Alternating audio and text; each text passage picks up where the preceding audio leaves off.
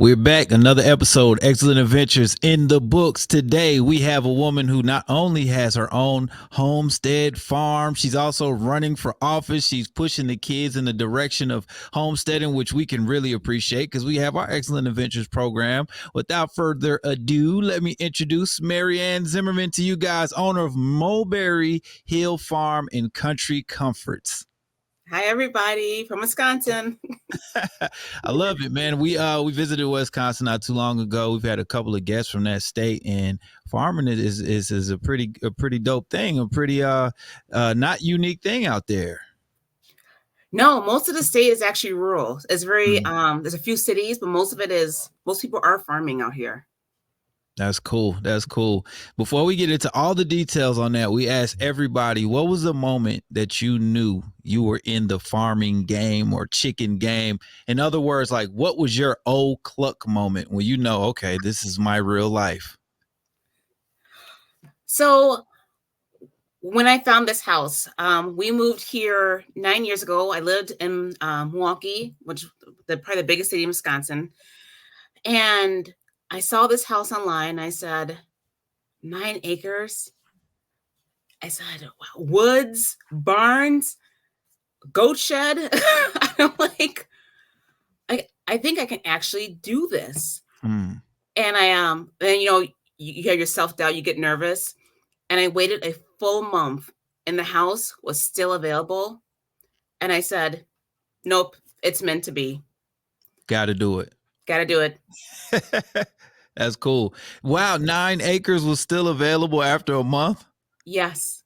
I have like 40 houses saved on my Zillow. None of them are available after 48 hours. I know. It really was a full month. And I told my husband, I said, it is still available. And he said, it's meant to be. Let's just go see it. We saw it, fell in love right away.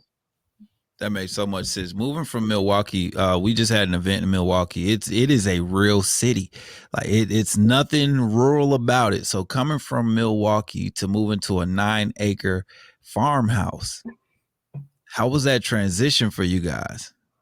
So my husband grew up in Broadhead. Not sure you know what that is. It's in kind of middle of nowhere. So he was fine. he was used to it. I, on the other hand, every sound, especially at night, was creeping me out. I was hearing owls. I was hearing things rustling in the bushes. Everybody loves a good bushel rustle. Everything was freaking me out. My husband used to have a joke there. He would hear my little feet pitter patter from the car back to the house all the time because I was terrified of every single sound. Once it got dark, I told my kids, get inside, get inside.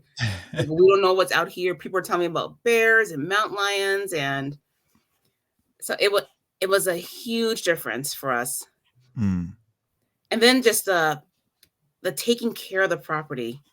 You got to get all this stuff. You got to get the tractor. You got to burn your boxes because you don't always have bulk pickup. That's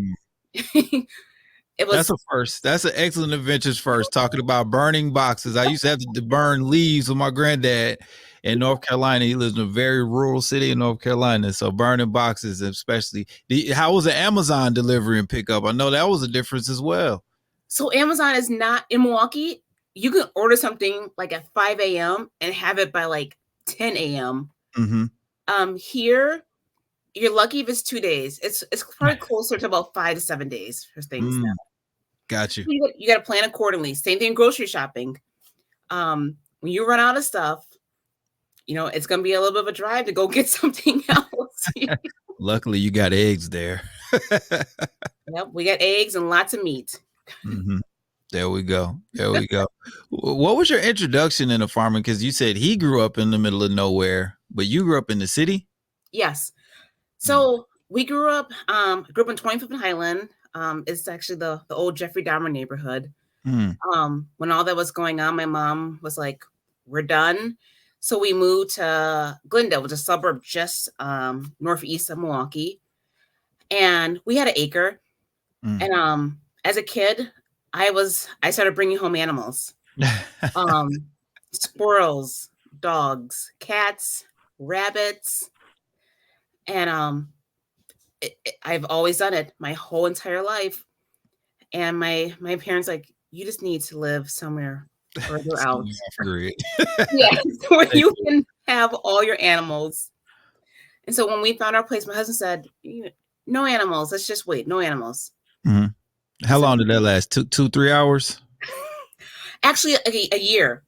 I took a whole year and I was researching. And finally, I just bought, one of those chicken coops off Amazon, Mm-hmm. like the $40 ones, your Yeah. nose gonna fall apart. Mm-hmm. I bought one of those. And it came in the mail. My husband's like, "Ugh, why did you buy that?" Chickens. And he goes, "That is terrible." He goes, the snow is gonna cover it during the wintertime. He goes, "We get Mhm. that much snow." And I said, "Well, I'll figure it out." Got my little 4 chickens the next day. And he kind of every day he looks at that. He's like, "I hate that thing. It's so cheap. It's terrible. Why'd you get it?" So he builds me a chicken coop. Wait, hold on. I feel like there may have been a setup involved here. Oh, You may God. have already known the outcome. So he builds me this awesome chicken coop. So I went and got some more chickens. Chicken math. Yeah. I'm like, well, they gotta stay warm, so why not have more chickens? So we went from 4 chickens to 10 chickens. Mm. And so my husband comes up the hill one day, our house is on a hill, and he goes, "I thought I told you no more than 4 chickens." I'm like, "What do you mean?" He goes, "I was driving home, and granted, he had just got a little convertible, Mm-hmm. and he goes, I picked up 4 ducks off the road, and I know they are yours." I'm like, "You don't know they're mine." I'm like, he's like, "Well," he goes, "I know they're yours, Maryann. They are Mm. yours." I'm like, "Well, do they go quack quack?" I'm like, "Maybe they're mine." Right. They were That might mine. have been mine. Oh, wait a second. I'm trying to keep up here. We went from 4 chickens Yes. with an Amazon coop to a new husband built coop to Yes. 10. Was it 10 more chickens or 6 more chickens? 6 more chickens. So now we have 10 chickens. Yes. And then surprise, surprise, we've got 4 ducks waddling up the driveway. Yes. Okay. Were they your ducks? Allegedly. Allegedly, yes. Okay. Did they escape or you just set them free? You had some water nearby.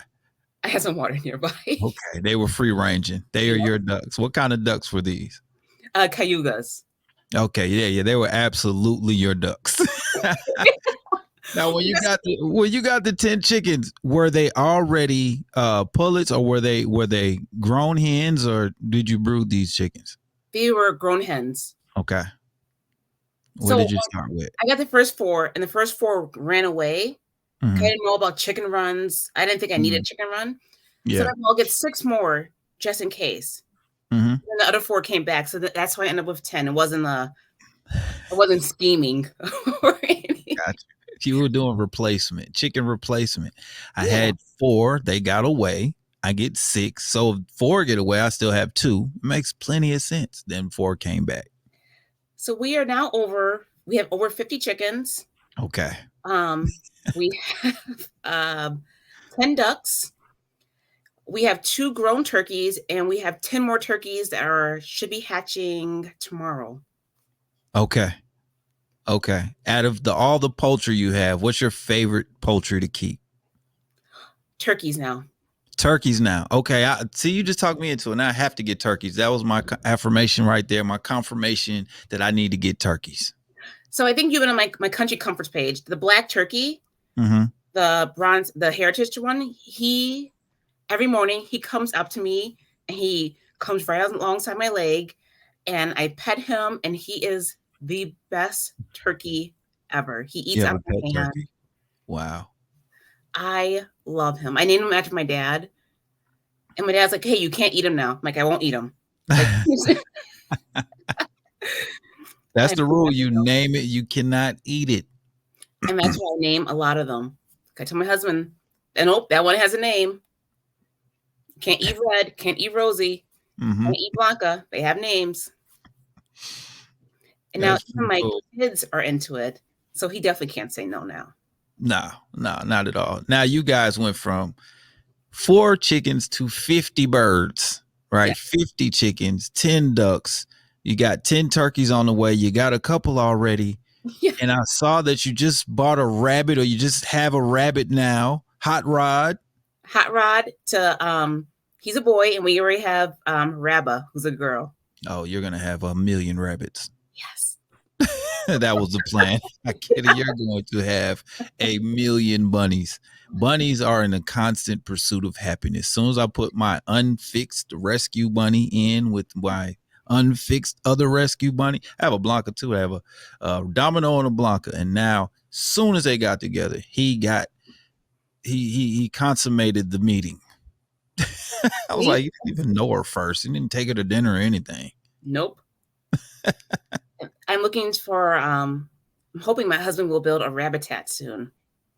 Yes, I have a rabbitat. I So showed him your videos. I'm like, I would really like this. We only have one rabbit. I'm like, so far. so far, it's on the way. I'm glad that we are stretching and helping people get their own rabbitats.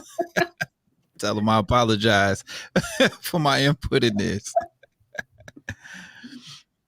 It's pretty cool stuff, man. Now once you start getting these animals, Mm-hmm.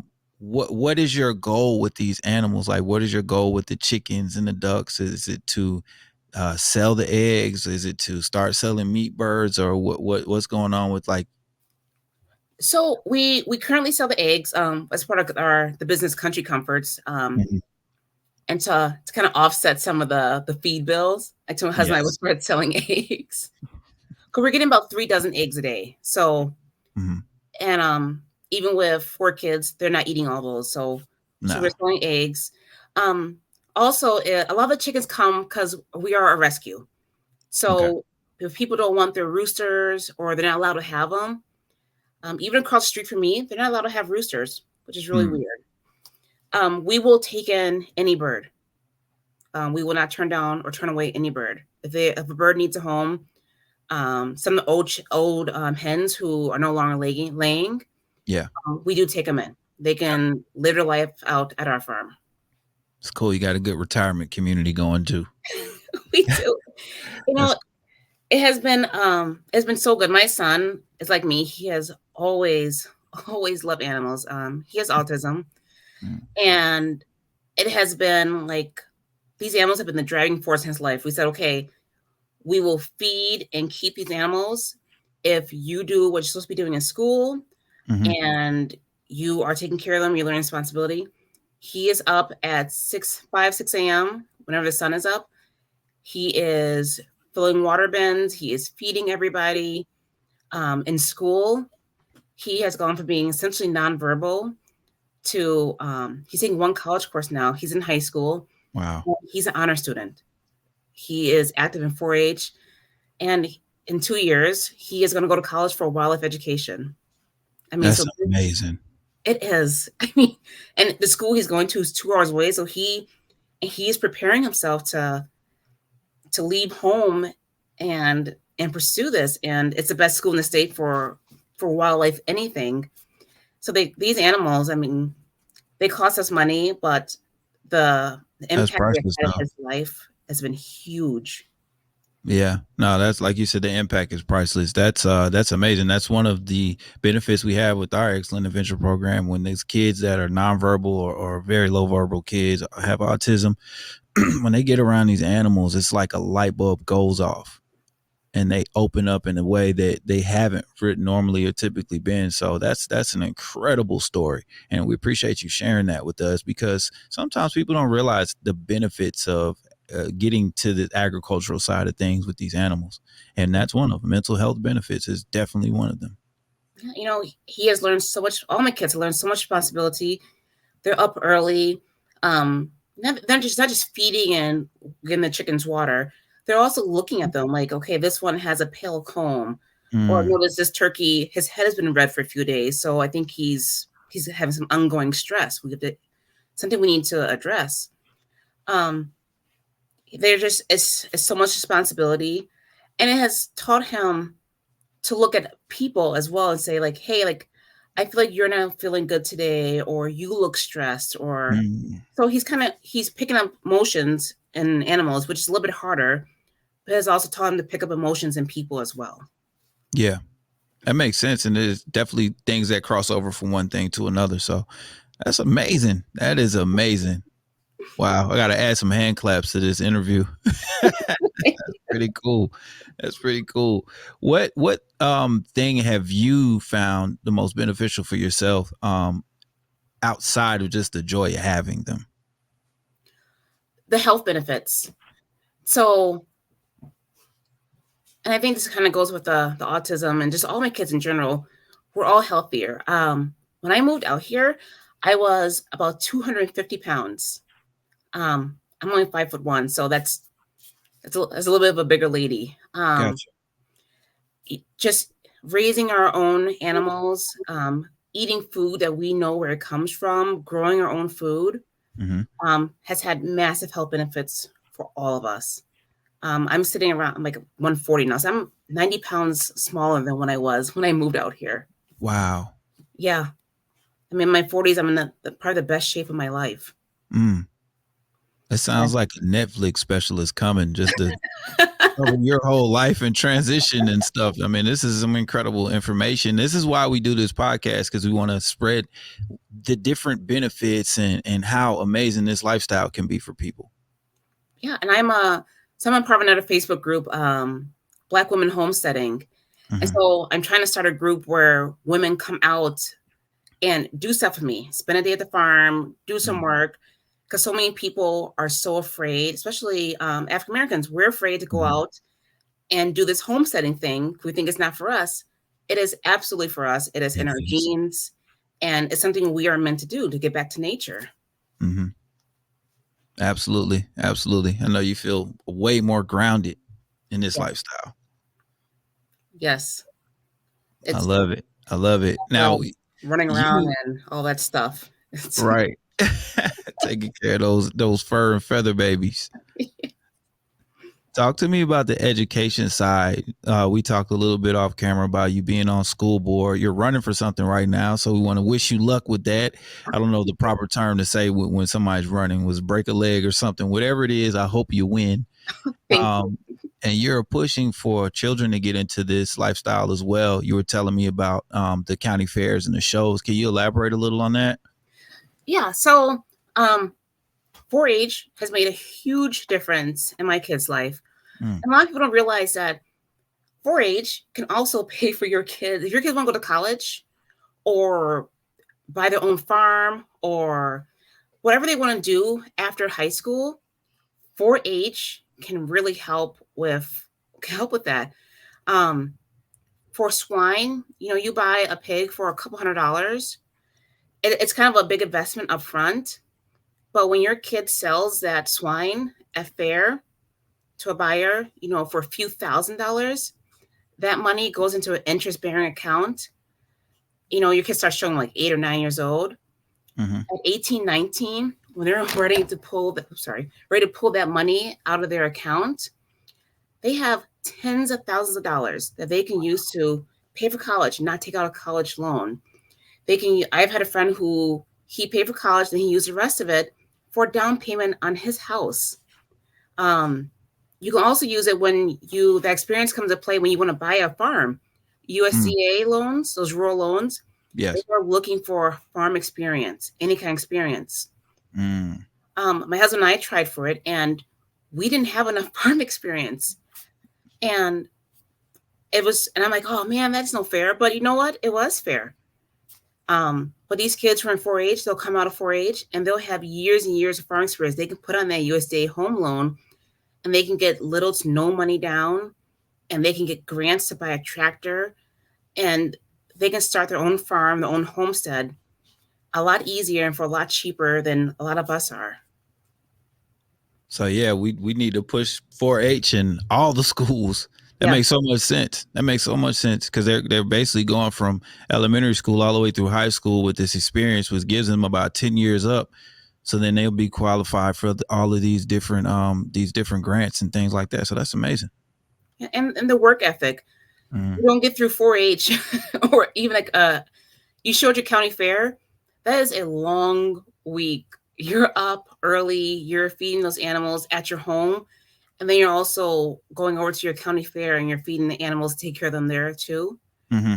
You don't get through that without having and learning some really good work ethic. Yeah, And discipline. it prepares you so well for adulthood. Yeah, I would definitely say that this is the closest thing to me from playing because I played collegiate sports. Mm-hmm. And having that discipline, you going to early morning practices, going to classes, then going to afternoon workouts or practices, then working out on your own, then study hall. And then, so it's like I was used to a regimen. And now it's the same thing. I'm up early, caring for these animals, doing what I got to do for work, coming and, be creative, whatever. And then going back and caring for them again. It puts you back on like a nice discipline regimen schedule. Yeah. And I know you say you play college sports, and that's I mean, you're one of the lucky people because I think only Mhm. 1% of people are actually able to play college sports. Yeah. But pretty much anyone can homestead Yeah. nowadays. Yeah. It's true. And so and it's such a good lifestyle, and it can be financially rewarding as well. Tell me about that. Where do you see the financial rewards? Because I see that you mentioned earlier you sell the eggs, you offset your feed costs. What other pockets of finance do you see? So with some of the agriculture stuff, it was 4 years ago, I had $10 and I bought one one raspberry bush and one blackberry bush. Okay.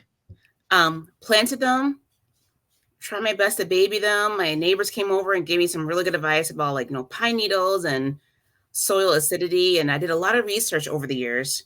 Hmm. And over the last few years, so this year, I made enough in blackberry and raspberry sales. I'm still going actually, but I made enough to cover all my kids' fair projects: the Wow. pigs, the turkeys, honeybees, and so it's about almost $3,000 in fair projects. From a couple of bushes 4 years ago. Yeah, $10 in raspberry and blackberry bushes. Wow. $10 to a few thousand. I Yeah, love it. and our hopes is to actually um, we're clearing an acre kind of near the barn, and we're gonna put in just kind of like a field of raspberry and blackberry bushes so we can do pick your own. Mm, So in a few years we'll be able to have people come in during those seasons and um, pick their own raspberries and blackberries. cool. What else do you guys grow on your property? um that's the only thing that we sell we grow. Besides Mm, that, we do kind of like the cottage garden. So we do pumpkins, mm. Big Macs, pumpkins for the kids, for jack-o'-lanterns, pie pumpkins, obviously lots of corn, um, squash, onions, lots of potatoes, um, blueberries. We have mulberry trees here, hence the name. Right. So a lot of things that we're going to eat and can up over the winter. We Yeah. will go here. Okay. So you guys are almost have your own grocery store in your backyard. Essentially, yes. That's incredible. Incredible stuff. Tell me about care. So I want to talk about two specific things here. Okay. Turkey care. How do you care for a turkey? Give me the crash course. Oh, so we start off in the brooder, and I don't know if you ever see from my posts. Hmm. I'm a big Tractor Supply girl, Yeah. and so They owe you some money.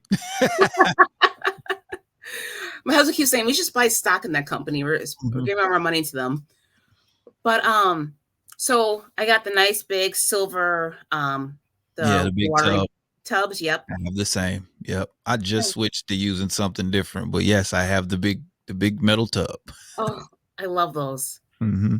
And we start them off in there. We do two brooders. So we do one kind of like the heat wall Hmm. at the side of it. And then we also do the standing up brooders. They can go underneath if they want to get warmer. Yeah. And we use Purina All Flock. Hmm. And Same. then yeah, we give them treats here and there. Because we do a lot of sweet potatoes here. Hmm. Um, We do give them mashed up sweet potatoes, and they love it. They'll eat it Everybody right loves out of sweet your potato pie. Everybody, even hand. I'm like, I don't know anyone who doesn't like sweet potatoes. Like, everyone loves them. But honestly, just a lot of socialization. I mean, when they're babies, we are picking them up. We are carrying them everywhere. And honestly, until they get to about 20, 25 pounds, I am still picking them up and taking them around with me. got you. But yeah, just, keeping their space clean.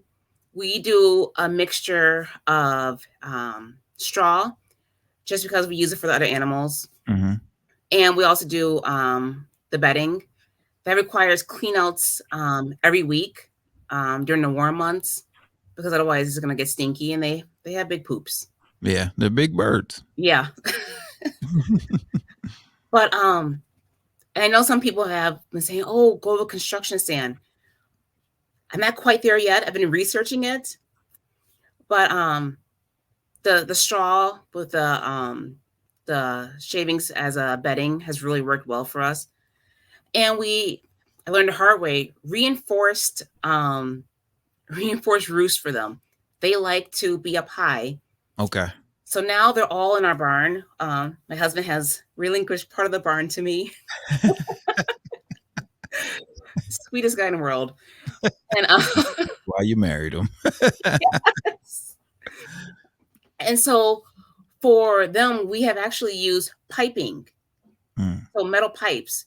Our birds, some of our big boys, are tipping the scales around 40 pounds.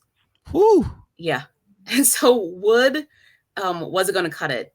And so piping, and then with the insulation covers over them, especially in the cold months, so their feet aren't sticking. And the barn stays pretty warm, but just so we don't get damage to feet or end up with like bumblefoot or something. And yeah, I get it. Okay, I just learned like 5 new things right now, so I'm like a kid in the candy store listening. But yeah, and we do have our turkeys together with our ducks and our chickens. Our turkeys, our big boys, they will protect the entire flock. We have foxes around here, and we've had a fox even this morning who was trying to get in.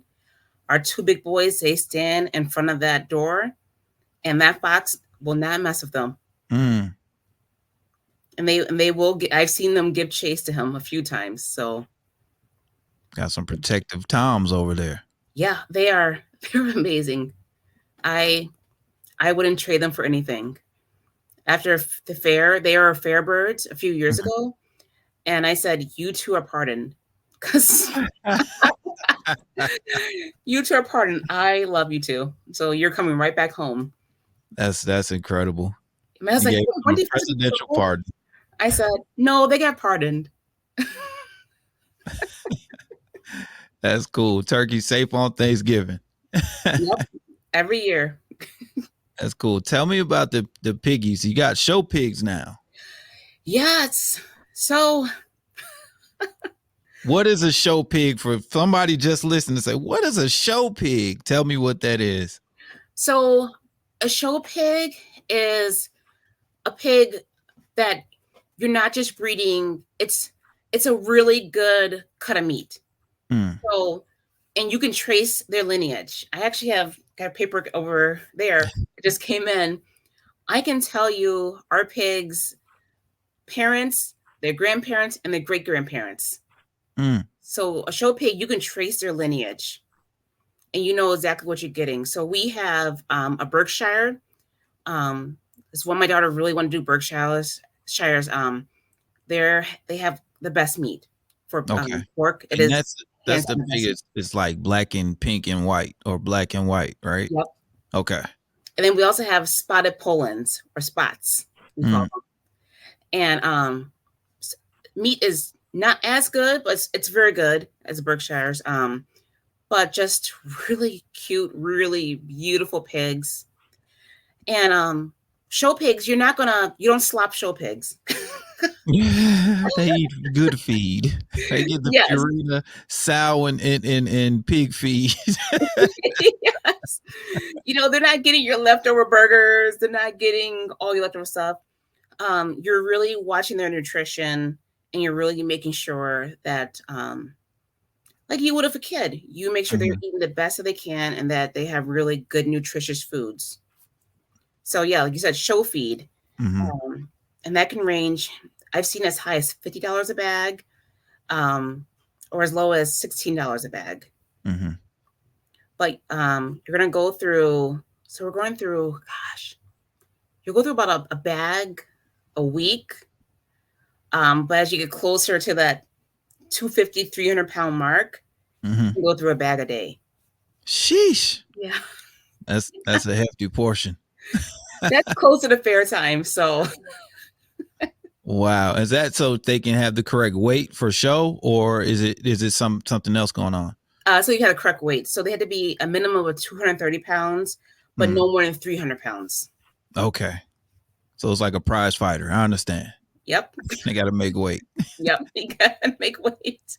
So what are you looking for a show pig? Is it the body structure and all of that stuff? Because like I had dogs I used to breed for show.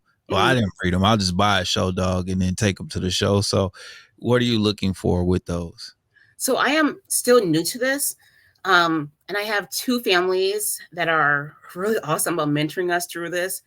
And we go through Fort Show Pigs here in Wisconsin, Hmm. who are amazing. And so she actually took us into the barns, and you have a little whip.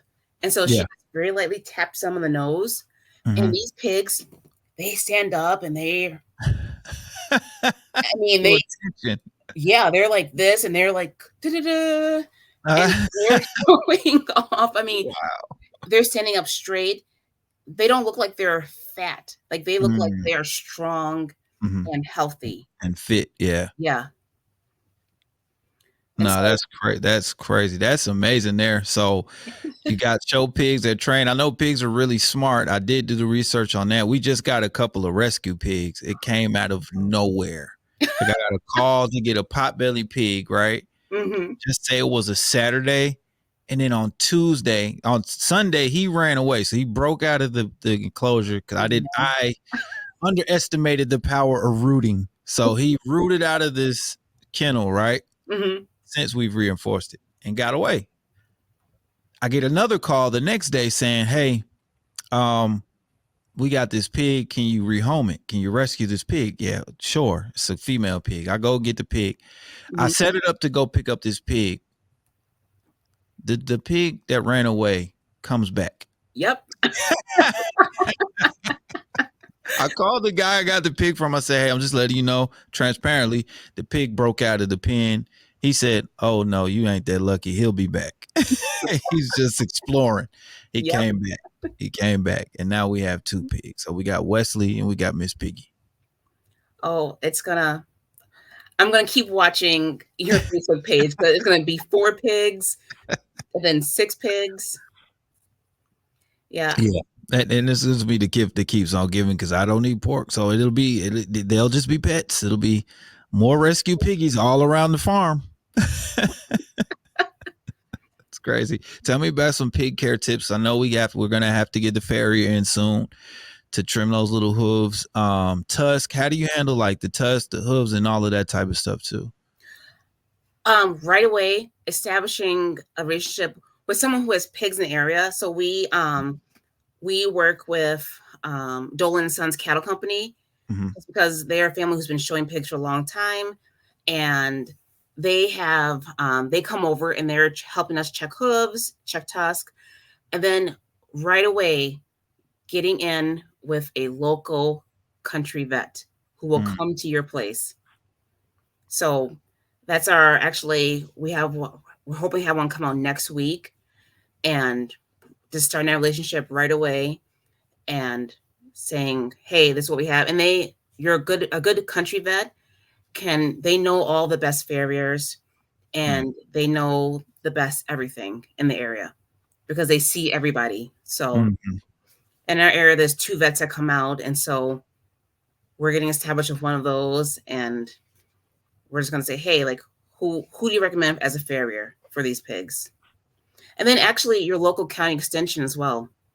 Um, your county extension knows everything for every animal and everything ag. And so calling them, say, hey, like, who do you recommend, or who do you recommend to mentor me? Because that's how we got those two families who are helping us out a lot. Okay. County Extension, something I did not know. Now we do. Yeah. Thank you. You've been schooling us all day. And I was going to tell you, with the raspberries, blackberries, they test your soil for free a lot of times, or sometimes it's a few dollars. Yeah. They'll test your soil and let you know, is it good? What do you need to add to it? Okay. That's great to know. We're thinking about planting some apple trees because we got these two rescue ponies that love apples. We got the goats that love everything. And now we got these pigs. So we wanted to start growing some more things that can help with the food. Yes. Mm-hmm. We've been putting, as you tell, we've been wrong side. Yeah. You got what is that? A peach tree growing behind you? There are two peach trees behind me. This is the farm office. And then in the garage, I have 2 cherry trees because I got it in my head that we're going to do cherries as well. So you sprout them up in the garage and bring them out later. Yeah. I was like, hey, I need some help planting some trees. It's great to have help. It is. To have help in house. Yes. That is pretty cool. We usually ask, is the family involved? But you've been answering that all day, and I think that that's incredible. Do you feel like that's helped strengthen the bond within your family? Oh, absolutely. There is nothing quite like washing 15, 20 birds that have to go to the county fair together as a family in kiddie pools to teach you to work together and strengthen bond. It's a joke we all have, that the family that can wash turkeys together and not fight is a family that will stay together forever and ever and love each other always. Makes so much sense to me. I've washed a chicken before. Takes a special kind of patience. Right? We got rescue chickens coming from somewhere, and they could have mites, they could have anything. So we try to clean them up before we put them, separate them. And yeah, chickens don't like baths. No, they don't. I can imagine a 50-pound turkey trying to wash a show turkey. They like them even less. I could see that. I could definitely see that.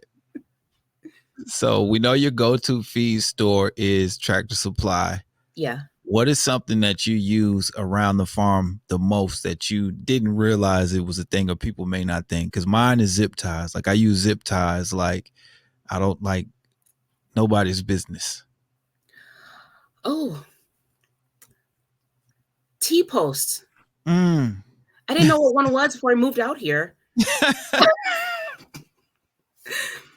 T-post. I must have like 50 to 100 T-posts here that currently aren't in use but will be in use. I use them for everything. I use them to T-post and poultry netting to put around trees so deers don't get to them. We have a few coops. We have 2 coops. One's a baby coop for when they're like young pullets. We have another coop my husband also built. And it's kind of like the hotel. So when I get a new bird in, they go in there until we kind of figure out, like you said, like we get them washed down, we get them treatments, make sure they don't have lice and mites. And so they get their own kind of yard and run. So we need T-posts for that. T-posts and poultry netting. The pigs, kind of reinforcing their area. Right. Just talked about this. Yes. Pigs are incredibly strong and very smart. Yes. And we have goats coming. Oh, yeah. You're going to need a lot. But so let me tell you about goats. Goats are probably the most mischievous animals that we own. They find a way. So like whatever life finds a way, goats find a way. Goats find a way. If you can fit your hand through it, a goat will find a way to fit his whole body through it. So get ready. I think someone put a one-year post. if water can get through it, a goat can get through it. Absolutely right. Or over it or under it. We had to use, so we only have 4 Nigerian dwarfs, right? Mm-hmm. So we've got like 6 retriever kennels put together as one like 50-foot by 20-foot run. And that's the only thing they can't break out of, because if I let them out, which we do often, they end up where the horses are, where the pigs are, where the dogs are, inside the chicken coop. They found a way to get through the automated small chicken door.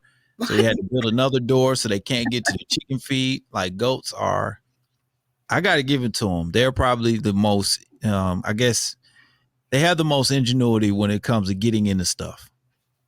Oh, and the raccoon things to lock the tops of the trash cans, if you have feed bins, Oh, are yeah. going to come in handy for goats. You can get them on Amazon.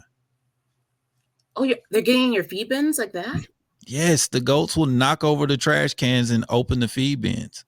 Oh, So we lock the feed bins now with those bungee cords yeah. from Amazon, so they can't get in. And now they know if they see that, they won't even try those. They'll try something else. So we don't keep feed inside of the ones without the lock, so they just get discouraged and won't try to break into them. They're pretty smart. They remember. Remember Jurassic Park when he says they remember. Yes.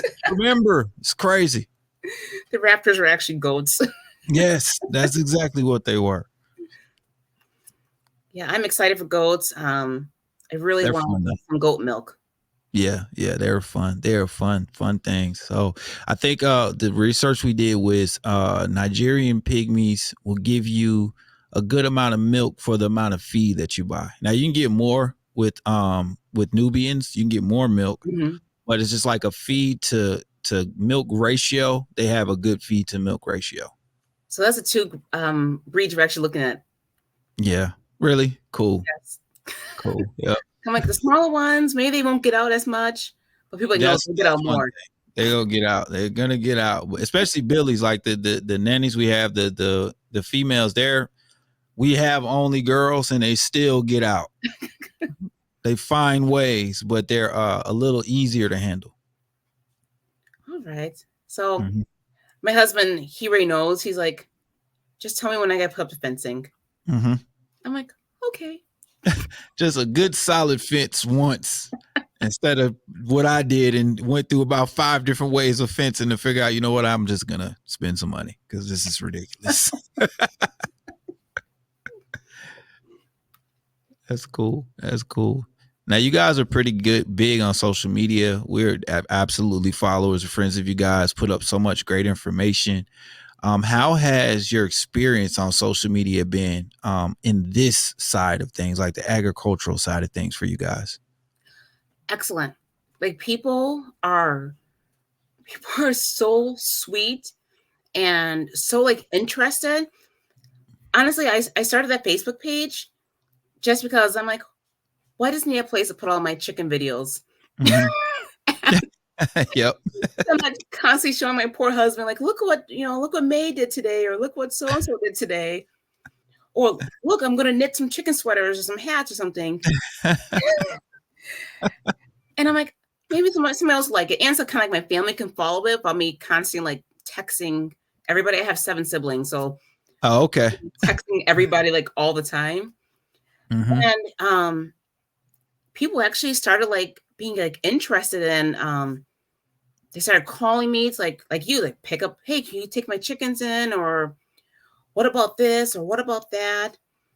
And it actually has caused me to do like more and more research and to be like more involved in the community, because so many people contact me through social media with questions, and has actually started us to we started doing testing for I became Palorum certified. Okay. Just because a lot of kids in our area need someone to test, and I do it for free as long as they're in 4-H or FFA. That's awesome. And like it's fair, it's expensive enough to do it. So, and it was kind of selfish. It was, I think, like $400 to test my whole flock, or I can pay $50 and go get the certification. That makes sense. Yeah. That's cool. But things like that have and I post on social media and it causes people to ask questions. And now I see other people who are starting to get their own chickens and Mhm. do it themselves. I'm like, yes, like this is what we need. Like more people getting back to nature. Yeah, you're definitely inspiring people at every single post. And I've been that person too at a regular family function. Like, look at my chickens. Look what they did today. They sometimes don't want to have the chicken conversation. So Facebook and TikTok and Instagram has been great for me. It's taking the load off my poor husband. I'm like, well, guess what? So and so laid a big egg today, and now I can just put on social media and I'm I like, never had the conversation with them. I love that. I love that. And I know you are head hot on this campaign. You got an election today. We're not going to hold you too much longer. I had a couple more thank you. questions. This has been incredible. So we really appreciate your time. And I know it means a lot. If you could go back and tell yourself one piece of advice before you started all of this chicken stuff, this chicken business, what Mhm. would it be? Oh, do it sooner. Mm, Do it sooner. Do it when I was younger. I wish I had done this, started this in my 20s. Absolutely. Like I wish I had done it right away in life. Because I think now if I had done it right away, honestly, I probably would have had a bigger farm by now. mm, Um, I probably had a yeah, I would have had a bigger farm and I would have been further along. Um, one of my dreams, I gotta tell you this, is to actually, I was kind of wishing I could, even though I am running for school board, I was mhm. actually kind of wishing I could have homeschooled my kids and do kind of a cottage school, like a one-room house. Yeah. Hmm. And, they learn the math, English, social studies, all the stuff they need. But there's been a big emphasis on agriculture, learning Yes. how to take care of animals, learning how to grow things, and all the responsibility that comes with that. And I wish I had started this earlier in life because then I would have turned a barn or had another barn built and have started, that one room schoolhouse and invited the community in to do more things. It makes so much sense. I love that answer. It's an awesome man. I wish I would have started sooner. That's the answer. Maryann, we so appreciate you giving us some time today. We wish you guys the best of luck at everything that you're doing. We learned about piggies, turkeys, chickens. We learned about getting how to get soil tested for little to nothing, if not free, how to Mhm. reinforce those roosting bars for those big birds, and so many other things. We surely appreciate you, and I hope you get your rabbit tat soon. I think so. I've been on Pinterest and I just gotta get a few more pictures and just when a texting campaign starts, my husband knows it's just go get some lumber and Yep, draw up the plans.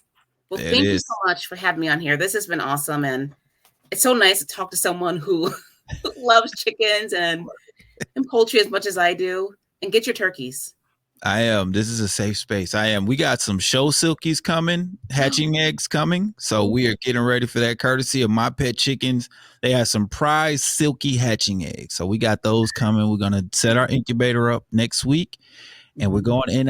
I'm trying right now. I'm 6 days in, no, 4 days in of a rescue goose egg that came from a school. I think the parents saw the kids playing too close and they abandoned the nest. The teacher called us because she follows us on social media. So we got this goose egg. We got it in the brooder right now. Don't know what's going to happen. I'm going to candle it in a couple of days to see how it's looking. Mhm. So that's on the way too. That's so exciting. I Hmm. our incubator is pretty full. My husband's like, "Did you put more eggs in there?" I'm like, Maybe. Come here. "Chicken map. I don't know." Hmm. Cool. Well, I will let you get back to your day. Big shout out to Mulberry Hill Farm and Country Comforts. We are big fans of you guys. Thank you for joining EggCellent Adventures. Thank you so much. Thank you for having your Facebook page. It's so inspiring. I love Thank you. following it.